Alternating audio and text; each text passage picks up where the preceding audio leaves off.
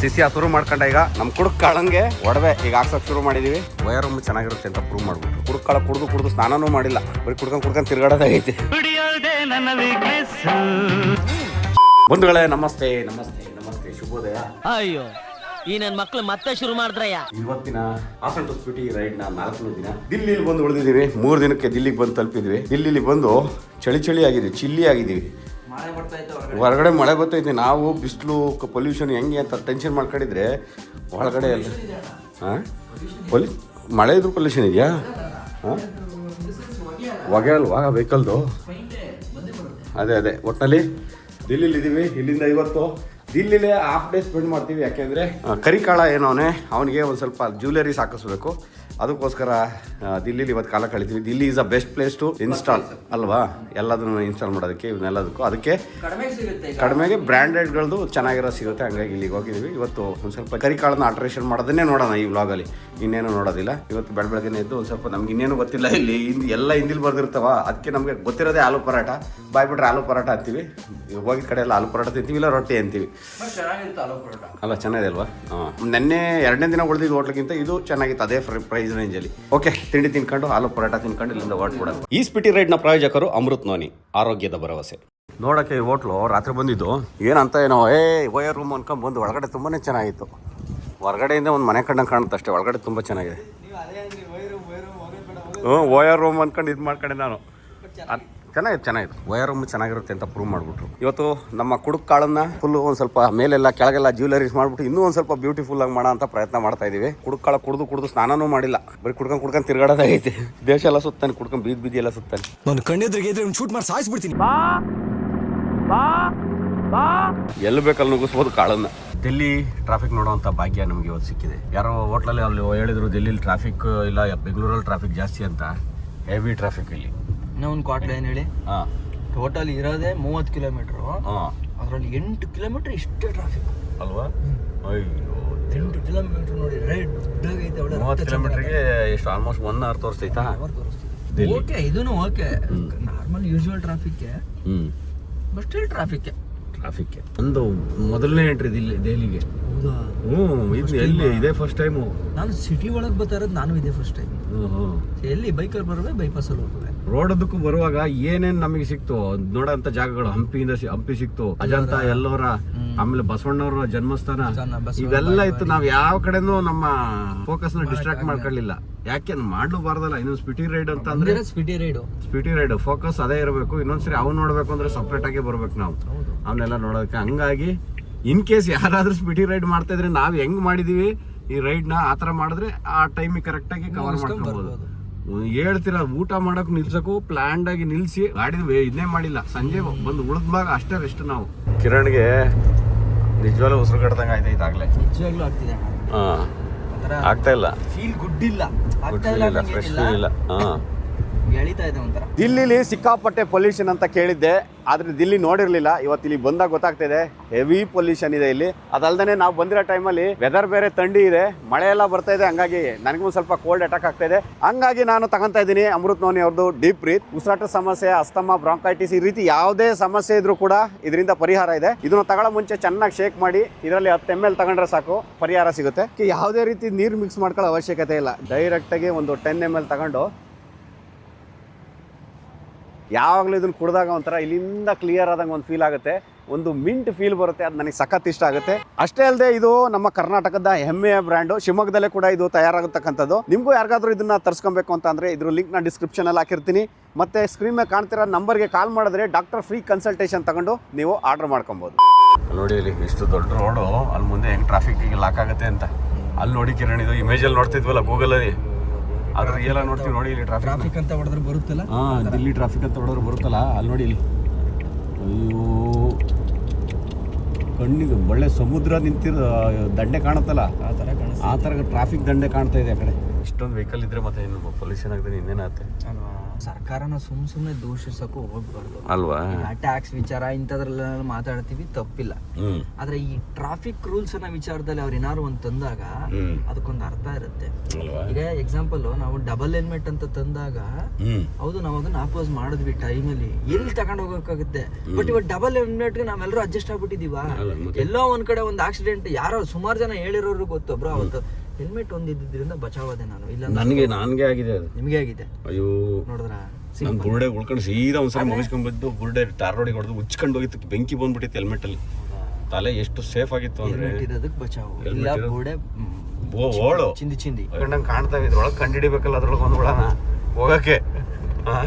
ಅಲ್ಲಿ ನೋಡಿ ಅಲ್ವಾ, ಇಷ್ಟೆಲ್ಲ ರೋಡಲ್ಲಿ ಯಾವ ರೋಡ್ ಅಂತ ಹೆಂಗ್ ಕಂಡು ಹಿಡಿಯಕಾಗುತ್ತೆ? ಚಿತ್ರಗುಪ್ತರೆ ಈ ರಸ್ತೆ ಏನು ಕಟ್ಟಿಸಿದ್ರೆ ಯಾರು ಮಾಲೂಮ್ ನಹಿ ಅನ್ಬೇಕು ನಾವು. ಅದನ್ನೇ ಮಾಲೂಮ್ ನಹಿ, ಎಂತ ಮಹಾನ್ ಮಾವ ಈ ತರದ್ದೆಲ್ಲ ಮಾಡಿದ್ದಾನೆ. ಮಾಲೂಮ್ ನಹಿ ಕಿದರೆ, ಮಾಲೂಮ್ ನಹಿ ಇಲ್ಲಿದ್ದಾರೆ. ಏನೇನು ಆಗ್ಲೇ ಜೋಕ್ ಮಾಡ್ಬಿಟ್ಟವ್ರಲ್ಲ ಇರಲ್ಲ. ಅಯ್ಯೋ ಆ ಫಿಲಮ್ ಅಂತೂ ಚಿಕ್ಕ ವಯಸ್ಸಲ್ಲಿ ಭೂಲೋಕದಲ್ಲಿ ಚಿತ್ರಗುಪ್ತ ಭೂಲೋಕದಲ್ಲಿ ಯಮಧರ್ಮರಾಯ ಸಖತ ಮಾಡಿದ್ರು ಒಳ್ಳೊಳ್ಳೆ ಕಥೆಗಳು. ಆಕ್ಚುಲಿ ನನ್ನ ವಿಡಿಯೋಸ್ಗಳು JC ರೋಡಲ್ಲಿ ಸಿಕ್ಕಾಪಟ್ಟೆ ಫೇಮಸ್ ಆಗೋಗಿತ್ತು. ಕಾರ್ ಆಲ್ಟ್ರೇಷನ್, ಬೈಕ್ ಆಲ್ಟ್ರೇಷನ್ ಇವೆಲ್ಲ. ಏನು JC ರೋಡಲ್ಲಿ ಇಷ್ಟೊಂದು ಚೀಪಾಗಿ ಆಗುತ್ತೆ ಹಾಗೆ ಹೇಗೆ ಅಂತ ಬೆಂಗಳೂರಲ್ಲಿ ಅನ್ಕತ್ತಿದ್ವಲ್ಲ, ಆ JC ರೋಡ್ಗೆ ಸಪ್ಲೈ ಕೊಡೋರ ಹತ್ರ ಹೋದ್ರೆ ಇನ್ನೆಷ್ಟು ಚೀಪಾಗಿ ಆಗ್ಬೋದು ಕೆಲಸ ಅಲ್ವಾ? ಇವತ್ತು ನಾವು ಡೆಲ್ಲಿಗೆ ಹೋಗ್ತಾ ಇದ್ದೀವಿ.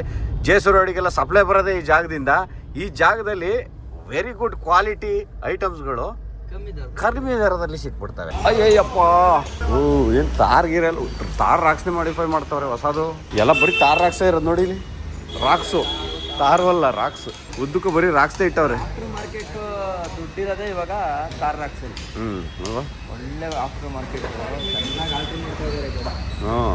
ಬಟ್ ಈ ತಾರ್ ರಾಕ್ಸ್, ತಾರ್ ಇದೊಂದಿತ್ತಲ್ಲ ಹಳೆ ವರ್ಷ, ಅದಕ್ಕಿಂತ ಒಂದು ಸ್ವಲ್ಪ ಏನೋ ಒಂಥರ ದೊಡ್ಡದು ಅನ್ನೋ ಫೀಲ್ ಆಯ್ತು ನನಗೆ. ಆಮೇಲೆ ನೋಡಿ ಈಗ ನಮ್ದು ಆಕಾರ ಆಗಿದ್ರೆ ಎಷ್ಟು ದೊಡ್ಡದಾಗಿ ಫೀಲ್ ಆಗ್ತಿದೆ ನೋಡಿ. ಇದನ್ನ ಯೂಸ್ ಮಾಡಿ ಅದಕ್ಕೆ ಬಂದ್ರೆ ಅಲ್ವಾ, ಎಷ್ಟು ಡಿಫ್ರೆನ್ಸ್ ಇದೆ. ಇದ್ರ ಮುಂದೆ ಇದು ದೊಡ್ಡದು ಅಂತ ಇದೆ. फ्यूचर में मैं टेंट अपग्रेड कर सकता है तो इसमें करने के लिए होगा टेंट का। टेंट भी लगाना है तो उसमें भी लगा हो जाएगा। अलग से रूफ रैक खरीद करने का जरूरत नहीं है ना. ಹೊಟ್ಟೆ ಹಸಿತೈತಿ. ಇಲ್ಲಿ ಘಮ ಘಮ ಘಮ ಗುಡಿಸ್ತಾವ ನೀವಂತೂ. ಇಲ್ಲಿ ಗಾಡಿ ಎತ್ತಿನ ಗಾಡಿ ಹಾಕೊಂಡು ಅಲ್ಲ, ಇದು ದುಃಖ ಗಾಡಿ ಹಾಕೊಂಡು ಮಾಡದೇ ಇದು ಒಂದು ಇವನು. ಹೌದಾ? ಆದ್ರೂ ಸಖತ ಮಾಡ್ತಾ ಘಮ ನೋಡಿ. ಇಲ್ಲಿ ಏರಿಯಾ ಎಲ್ಲ ಇವರೇ ಘಮ ಗುಡಿಸ್ತಾ ಇರೋದು. ಇದರಿ ಕಾಯಿಂಗೆ. हाँ इधर ही खाएंगे. हाँ अर्थ आयतो अनसुತ್ತೆ. आप सिर्फ एक ही बनाते हैं और कुछ बनाते हैं इधर?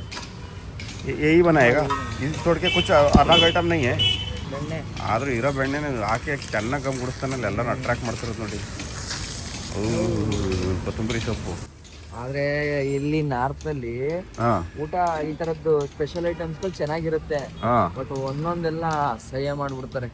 ನೋಡಿದಿರಾ ಐಸ್ ಕ್ರೀಮ್ ನಲ್ಲಿ ದೋಸೆ, ಇಡ್ಲಿ ಒಳಗಡೆ ಅದೇನೋ ಇದಾಕ್ಬಿಡೋದು, ಏನೇನೋ ವಿಚಿತ್ರ ಮಾಡಿ ಹಿಂಸೆ ಕೊಟ್ಬಿಡ್ತಾರೆ. ಅವ್ರ ಕಾನ್ಸೆಪ್ಟ್ ಹೊಟ್ಟೆ ಒಳಗೆ ಹೋದ್ಮೇಲೆ ಮಿಕ್ಸ್ ಆಗುತ್ತಾರ. ಇಲ್ಲೇ ಮಿಕ್ಸ್ ಮಾಡ್ಕೊತೀವಿ. ಇಲ್ಲೇ ಮಿಕ್ಸ್ ಮಾಡ್ತೀನಿ ಕೇಳ್ತೀನಿ ಅಂತ. ಓ ಅಣ್ಣ ಇಲ್ಲಿ ಬಂತು ಮಿಕ್ಸ್ ಕರ್ಕೆ ಮಿಕ್ಸ್ ಮಾಡ್ಕೊತೀನಿ. ತಿನ್ಸೋರು ಯಾರು ಬರ್ಬೇಕಾ ಕಿರಣ್? ಬರ್ಲಿ, ವಯಸ್ಸಾಯ್ತಲ್ಲ. ಕಾದಿರುವೆ ನಿಮ್ಮ ಆಕ್ಚುಲಿ ನಿಮ್ ಫುಡ್ ಬ್ಲಾಗ್ ನೋಡಿದ ಯಾರು ನಾವು ಮಾಡೇ ಇಲ್ವಲ್ಲ. ನನ್ನ ಇದ್ರಲ್ಲಿ ತೆಗಿತಾ ಇದ್ದೀನಿ ಫುಡ್ ಬ್ಲಾಗ್. ನಾನು ಸಣ್ಣ ಆಗ್ಬಿಟ್ಟಿದ್ದೀನಿ, ಇನ್ಮೇಲಾರು ಫುಡ್ ಬ್ಲಾಗ್ ಮಾಡಾರು ದಪ್ಪ ಆಗ್ಬೇಕು. ಹೌದು ಹೌದು, ಹಂಗಾರ ಮಾಡಿ ದಪ್ಪ ಆಗಿ. ನೋಡಿ ಅಣ್ಣ ಹಿಂಗ್ ಕೊಟ್ಟಿರ್ತಾರೆ. ಇದು ಚೆನ್ನಾಗಿದೆ, ಇದೊಂಥರ ಮೈದಾ ಹಿಟ್ಟು. ಹೌದು ಕಣ. ಹಾಕ್ಬಿಟ್ಟು ಚೆನ್ನಾಗಿದ್ರು. ಇಲ್ಲೇ ಗಾಡಿ ರೆಡಿ ಮಾಡಿಸ್ತಾ ಇಲ್ಲೇ ತಿನ್ಕೊಳ್ಳೋದು ಅಂತ ಇರೋಬ್ಬರ. ಗಾಡಿ ಒಳಗಡೆ ಎಲ್ಲ ಆಗ್ಲೇ ಬೆಳಗ್ಗೆ ಹಾಕ್ದಾಗ್ಲೇ ಹೊಟ್ಟೆ ಹಸು ಬಂದೋಯ್ತು ಸ್ಮೆಲ್ಲಿಗೆನೆ. ನಾನು ರೇಟ್ ಆಗಿ ಕಾಯ್ತಾ ಕೂತಿದ್ದೆ ಯಾವಾಗ ಮಧ್ಯಾಹ್ನ ಆಗುತ್ತೋ ಅಂತ. ಹೆಂಗೆ ಅಣ್ಣ ಅಲ್ವಾ? ಇವತ್ತು ನಮ್ಮ ಕರಿಕಾಳ ಈ ಥರ ಕಾಣಿಸ್ತಾವನೆ. ಇನ್ನೊಂದು ಸ್ವಲ್ಪ ಹೊತ್ತಾದ್ಮೇಲೆ ಇದು ನನಗೆ ಚೆನ್ನಾಗಿ ಗೊತ್ತು, ಕ್ಯಾರಿಯರ್ ಹಾಕ್ಸಿದ್ರೆ ಇದ್ರ ರೂಪನೇ ಬದಲಾಗುತ್ತೆ ಅಂತ. ಸೈಲೆಂಟ್ ಆಗಿದ್ದಾನೆ. ಇನ್ನೊಂದು ಸ್ವಲ್ಪ ಹೊತ್ತಾದ್ಮೇಲೆ ವೈಲೆಂಟ್ ಆಯ್ತಾನೆ. ಇಲ್ಲಿ ಬಂದಿದ್ದೀವಿ, ನಮಗೇನು ಪ್ರಮೋಷನ್ ಏನು ಕರೆದಿಲ್ಲ. ಇದು ಜಸ್ಟ್ ಹಾಕಿಸ್ಕೊಂಡು ಹೋಯ್ತಾ ಇದೀವಿ. ದಿಲ್ಲಿಲಿ ಒಂದು ಸ್ವಲ್ಪ ಕಮ್ಮಿ ಸಿಗುತ್ತೆ ಅಂತ. ಬಟ್ ಅಂತ ಇಲ್ಲಿ ಏನು ಅಂತಂದ್ರೆ ಕಮ್ಮಿನೋ ದುಡ್ಡು ಜಾಸ್ತಿನೋ ಅದಕ್ಕಲ್ಲ, ಒಂದು ಎಕ್ಸ್ಪೀರಿಯನ್ಸ್ ಬೇರೆ ಇರ್ಲಿ. ಈಗ ಹೋಯ್ತಾ ಹಾಕ್ಸ್ಕೊಂಡು ಹೋಗೋದು ಹೆಂಗಿರುತ್ತೆ, ನೆಕ್ಸ್ಟ್ ಏನಾದ್ರು ಒಂದು ಐಡಿಯಾ ಸಿಗ್ಬೋದಾ ಅದಕ್ಕೋಸ್ಕರ ಬಂದಿದೀವಿ, ಹಾಕ್ಕೊಂಡು ಹೋಯ್ತೀವಿ ಅಷ್ಟೇ. ಬರೀ ಇದೇ ನಿಂತವೆ ತಾರ್ಗಳೇ. ಬನ್ನಿ ನೋಡೋಣ ಏನು ಹೊಸ ಗಾಡಿ. ಇನ್ನು ಬೋರ್ಡ್ ನಂಬರ್ ಪ್ಲೇಟು ಆಗಿಲ್ಲ ಕಿರಣಿ. ಫುಲ್ ತೆಗೆದು ಬೀಚ್ ಹಾಕೋದು. ಅಲ್ಲ ಹಿಂಗೆ ಬಿಚ್ಚಾಕಂದ್ರೆ ಪ್ರಾಬ್ಲಮ್ ಆಗಲ್ವಾ? ಹಾಂ, ಸ್ವಲ್ಪ ಕನ್ಸೋಲು ಇವೆಲ್ಲ ನೋಡ್ಬೇಕಾದ್ರೆ ಇದು ನೋಡಿ ಇವಾಗ ನೋಡಿ, ಅಯ್ಯೋ ಹೊಸ ಗಾಡಿ ಇನ್ನೂ ನೋಡಿ ಓಡೇ ಇಲ್ಲ. ಫುಲ್ ಡಿಸೈನ್ ಎಲ್ಲ ಚೇಂಜ್ ಮಾಡ್ತಾರೆ ಇವರು. ಅಲ್ಲ ಮತ್ತೆ ಸಿಸ್ಟಮು ಶೋರೂಮಲ್ಲಿ ಬಿಚ್ತಾರಲ್ಲ, ಸೆಟಪ್ ಮಾಡಿರ್ತಾರಲ್ಲ, ಹಂಗೆ ಮಾಡೋಕ್ಕಾಗತ್ತೆ ಅವ್ರ ಕೈಲಿ? ಗೊತ್ತಿರುತ್ತೆ ಅನ್ಸುತ್ತೆ, ಹಾಂ ಬಟ್ ನಮಗೂ ಇನ್ನು ಇದ್ರ ಐಡಿಯಾ ಇಲ್ವಣ. ಈಗ ಬೈಕ್ ಹೇಳ್ಬೋದು, ಹಾಂ. ಬಟ್ ಇದೆಲ್ಲ ಮಾಡಿಸ್ತವ್ರೆ ಅಂತಂದ್ರೆ ಏನೋ ಇರ್ಬೋದೇನೋ. ಅಯ್ಯೋ ನೋಡಿ, ಇನ್ನೂ ರಿಜಿಸ್ಟ್ರೇ ಆಗಿಲ್ಲ ಗಾಡಿಗಳು. ಅಂದ್ರೆ ತಗೊಂಬಂದು ಈ ಥರ ಮಾಡಿ ಇದೆಲ್ಲ ಹೆವಿ ಕ್ರೇಜ್ ಅಣ್ಣ. ತಾರ್ದಾಕ್ಸ್ತು ಯಾರೋ ದುಡ್ಡು ಇರೋರು ತಗೊಂಬಂದ್ ಬಿಡ್ಬಿಟ್ಟು ಹೋಯ್ತಾ ಇರ್ತಾರೆ. ಹ್ಞೂ, ಹೆಂಗ ಮಾಡಿಫಿಕೇಶನ್ ಮಾಡಕ್ಕೆ ಡೋರ್ ಗೀರೆಲ್ಲ ಬಿಸಾಕಿ ತೆಗೆದು ಬಿಸಾಕವ್ರೆ. ಯಾವ್ಯಾವ ಪಾರ್ಟ್ಸ್ ಎಲ್ಲೆಲ್ಲಿ ಬಿದ್ದವು ಅಂದ್ರೆ ಸೌಂಡ್ ಪ್ರೂಫ್ ಅಣ್ಣ. Sound proof. ಮತ್ತೆ ಯಾರನ್ನ ಆರಾಮ್ ನೋಡಿದ್ರೆ ಕೇಳ್ಬೇಕಲ್ಲ ಅದು.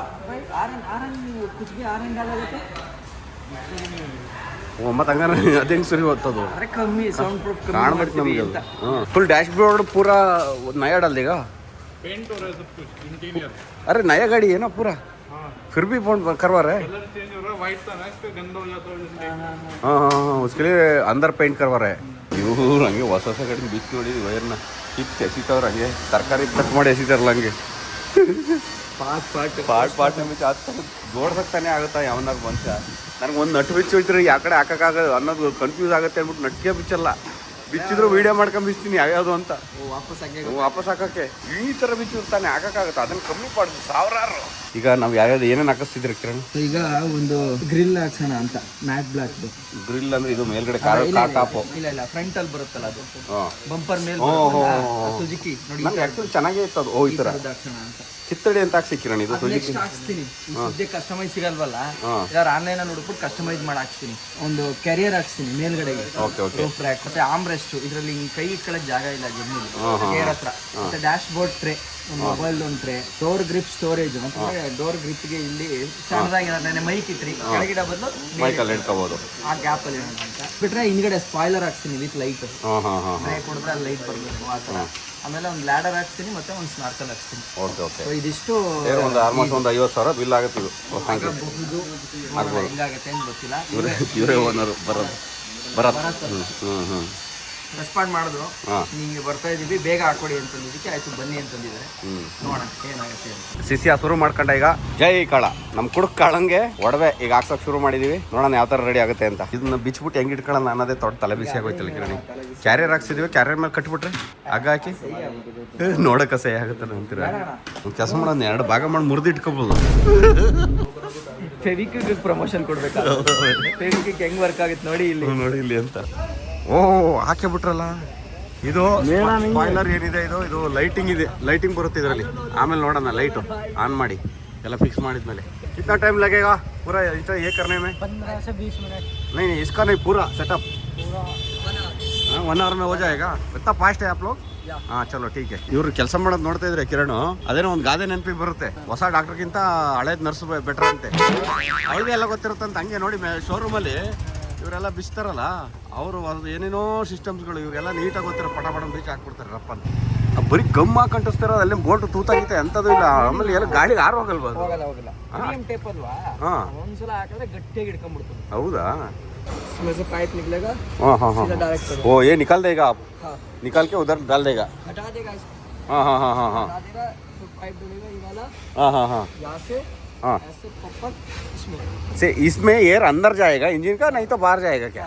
नहीं, किधर जाएगा? वही अंदर इंजन का एयर फिल्टर से, हाँ, फिल्टर से फिर बाहर.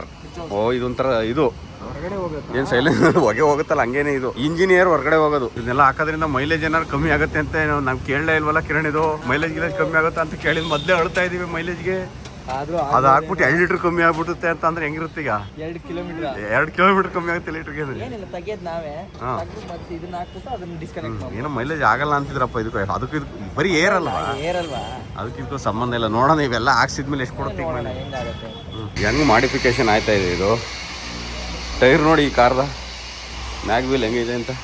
ಇದು ದೂರದಿಂದ ನೋಡಿದ್ರೆ ಏನು ಏರೇ ಇಲ್ಲ, ಇದು ಫುಲ್ ಟೈರ್ ಅನಿಸುತ್ತೆ. ಆದರೆ ಇದಕ್ಕೆ ಇಲ್ಲಿ ಇದು ಇದೆಯಲ್ಲ, ಇದು ಆ್ಯಕ್ಚುಲಿ ನೋಡಿ ಇರೋದೇ 1-2 ಇಂಚು ಹೈಟು ಟೈರ್ದು. ಎಕ್ಸ್ಪೋರ್ಟ್ಸ್ 86 ಅಂತ ಇದು. ಬಟ್ ಅಲ್ಲಿ ಏರ್ ಹಾಕ್ತಾರೆ, ಇದಕ್ಕೂ ಏರ್ ಹಾಕುತ್ತೆ. ಇರೋದೇ ಇಷ್ಟಪ್ಪ ಕಾರ್ ಸ್ವಿಫ್ಟ್ ಮಾಡಿಫಿಕೇಶನ್ ಆಗ್ತಿರೋದು. ಓ ಮೈ ಗಾಡ್ ಸಖತ ಮತ್ತು ಕಿರಣ್ ಹೌದಾ ಎಲ್ಲ ಒಂಥರ ಯಾವುದೋ ಒಂದು ಬ್ರ್ಯಾಂಡ್ ಇದು ಬ್ರ್ಯಾಂಡೇ ಅಲ್ಲೇ ಆಮೇಲೆ ನಾವು ಬೇರೆ ನಮ್ದೆಲ್ಲ ನಾವು ಇಟ್ಕೊಂಡಿದ್ದೆಲ್ಲ ಚೀಪ್ ಅನ್ಕೊಳ್ಳೋದು ನಮ್ಗೆ ಯಾಕೆ ಬಟ್ ಡಿಫ್ರೆಂಟ್ ಆಗಿ ಬ್ರ್ಯಾಂಡ್ ಅಲ್ಲೇ ಡಿಫ್ರೆಂಟ್ ಆಗಿ ಕಾಣಿಸ್ತಾ ಇದೆ. ಹೌದು ಯಾವುದೋ ಒಂದು ದೊಡ್ಡ ಬ್ರ್ಯಾಂಡ್ ಬರುತ್ತಲ್ಲ ಈ ಥರ ಇದರಲ್ಲಿ ಆ ಥರ ಕಾಣಿಸ್ತಾ ಇದೆ. ಹಾಕೊಂಡು ಬಿದ್ದುಬಿಟ್ರೆ ಈಗ ಅದು ಹೊರಗಡೆ ಬನ್ನಿ ಬಂದಿಲ್ಲ. ಆಲ್ಮೋಸ್ಟ್ ಇವ್ರು ಮಾಡಿಸಿರೋ ಮಾಡಿಫಿಕೇಶನ್ಗೆ ಇವತ್ತು PPF ಇವೆಲ್ಲ ಸೇರಿದ್ರೆ 2 ಲಕ್ಷ ಒಂದು ಬೈಕೇ ಬರೋದಲ್ಲ ಕಿರಣ್. ಒಂದು ಬೈಕ್ನಷ್ಟು ಮಾಡಿಫಿಕೇಶನ್ ಮಾಡಿಸಿದಿರ ಕಾರ್ಗೆ. ಇಲ್ಲಿ ಅಂತ ತಗೊಂಡಾಯ್ತು ಇನ್ನೇನೋ ಒಂದು ಮಾಡಿಸ್ಬಿಡ್ಬೇಕಲ್ಲ. ಹ್ಞೂ ನೋಡಿ ಇದೊಂದು ಹಾಕಿದ್ರೆ ಅದಾ ಒಳಗಡೆ ಒಳಗಡೆ ಇಷ್ಟ ಹ್ಞೂ ಕೈ ಹಾಕೊಳ್ಳೋಕ್ಕೆ. ಹಾಂ ಇದು ಬಾಕ್ಸ್ ಇಲ್ವಾ ಇದಕ್ಕೆ? ಕೆಳಗಿದೆ ಇದೆಯಾ? ಚಿಕ್ಕದಾಗಿ ಕೊಟ್ಟಿದ್ದಾನೆ ನೋಡಿ. ಹಾಂ ಅಲ್ಲೂ ಇಟ್ಕೋಬಹುದು. ಹಿಂದ್ಗಡೆ ನೋಡಿ ಹಿಂದ್ಗಡೆ ಬಾಟ್ಲು ಹೋಲ್ಡರ್ ಅದರಲ್ಲೇ ಐತೆ. ಇದರಲ್ಲೇ ಆಯ್ತಾ? ಅಬ್ಬಾ ಈಗ ನೋಡಿ ಈಗ ಹೆಂಗೆ ಕಾಣುತ್ತೆ ಅಂತ. ಗಾಡಿ ಹಾಕ್ಸಿದ ತಕ್ಷಣ ಎಲ್ಲರೂ ಬಂದು ನೋಡ್ತಾವ್ರೆ ಇಲ್ಲಿ. ದಿಲ್ಲಿಲೇ ಬಂದು ನೋಡ್ತಾವ್ರೆ ಕಿರಣ್. ಅದೇ ಹೆಂಗೆ ಸಾಕಾಗಿದೆ. ಕೈಸ ಲಾಗ್ರೆ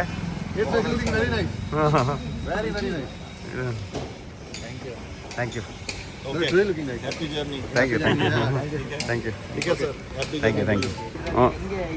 ಹಾಂ ಹತ್ತಿ ನೋಡೋಣ. ಆಮೇಲೆ ಏನೋ ಪ್ರಾಬ್ಲಮ್ ಇದ್ರೆ ಇಲ್ಲೇ ಚೆಕ್ ಮಾಡಿಸ್ಕೊಬಿಡೋಣ. ಗಟ್ಟಿ ಹಾಂ ಹೌದಾ ಗಟ್ಟಿಗಿದೆ ಅಲ್ವಾ? ಹತ್ತಿ ನೋಡೋಣ. ಹಾಂ ಓಕೆನಾ? ಹಾಂ ನಮ್ಮ ಕೆಲಸ ಆದರೆ ಆಯಿತು ಅಂತ ಅನ್ಕೊಂಡವ್ರು ಎಷ್ಟೋ ಜನ ಇರ್ತಾರೆ. ಆದರೂ ಕೂಡ ಪಾಪ ನಮಗೆ ಎಲ್ಲ ಊಟ ತಿಂಡಿ ಸ್ನ್ಯಾಕ್ಸು ಎಲ್ಲನೂ ಟೇಬಲ್ ತಂದು ಕರೆದು ಅವಾಗ ಕೊಡ್ತಾವ್ರೆ. ಅದು ನಾ ಬೇಡ ಅಂದ್ರೂ ಬೇಡ ಅಂದ್ರೂ ಕೊಡ್ತಾರೆ. ಮಾಡಿ ಬಿಡಿ ಏನು ತೊಂದರೆ ಇಲ್ಲ. ಟೀ ಕುಡಿಯಿರಿ ಅಂತಾರೆ ಫಸ್ಟ್. ಅಷ್ಟೇ ಖುಷಿ ಆಯಿತು. ಇದು ಇಷ್ಟ ಆಯಿತು ನೋಡಿ. Thank you. ದಾಡ್ಕೊಂಡು ಹಂಗೋ ಹಿಂಗೋ ಒಂದು ಈಗ ಒಂದು 61,000 ಆಗಿದೆ ಟೋಟಲ್ ಎಲ್ಲ ಸೇರಿ. ಈಗ ಕೊಟ್ಟಿದ್ದೀವಿ.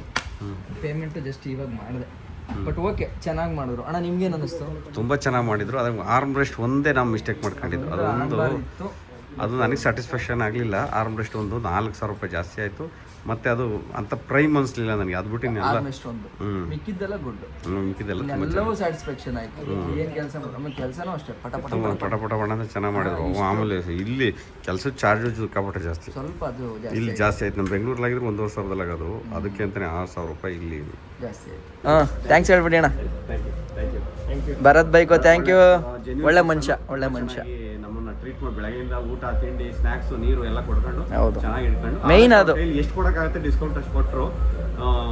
ಚೆನ್ನಾಗಿದೆ ಕೆಲಸ ನೋಡಿದ್ರಲ್ಲ ಅಷ್ಟು ಚೆನ್ನಾಗಿ. ನಾವೀಗ ಆ ಕೆಲಸದ ಮೇಲೂ ನಾವು ತುಂಬ ಬಾರ್ಗೇನ್ ಮಾಡೋಕ್ಕಾಗಲ್ಲ. ಯಾಕಂದ್ರೆ ಅವರ ಲಿಮಿಟ್ ಏನಿರುತ್ತೋ ಅದನ್ನಂತೂ ಗೊತ್ತಾಯ್ತು. ನಾವು ತುಂಬ ಟ್ರೈ ಮಾಡಿದ್ವಿ ಆಗಲ್ಲ ಅಂತ. ಬಟ್ ಆಮೇಲೆ ಏನು ಅಂದರೆ ಇಲ್ಲಿ ನಮ್ಮ ಜನ ಇಲ್ಲ ಬರೋರು.